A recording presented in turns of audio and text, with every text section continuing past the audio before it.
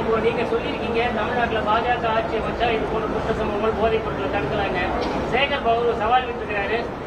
பாஜக தலைவர் அண்ணாமலை ஒரு சட்டமன்ற தொகுதியில நின்று ஜெயிக்கணும், ஒரு சாதாரண தொண்டனை நிக்க வச்சு நாங்க சோகடிப்போம். அண்ணா நல்லவேளை இந்த கேள்வி கேட்டீங்க, பதில் சொல்லணும்னு வெயிட் பண்ணேன்.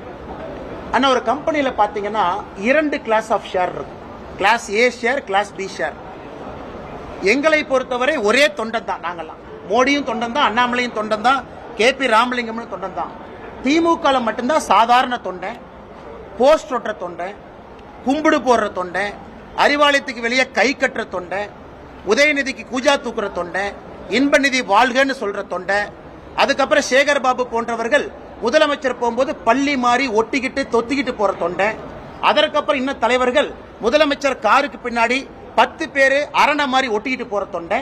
அதை தாண்டி குடும்ப ஆதிக்க தொண்டை, அதை தாண்டி முதலமைச்சர் தொண்டை.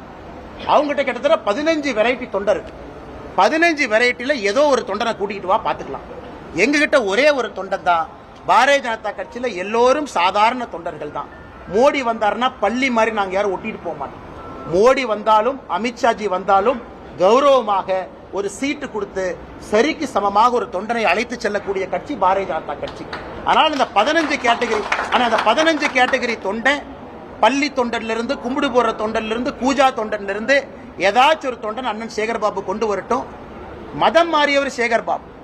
ஏன்னா அம்மா கடவுள்னு சொன்னவர் எனக்கு கலைஞர் ஐயா கடவுள்னு மதம் மாறி இந்த பக்கம் வந்தவர்.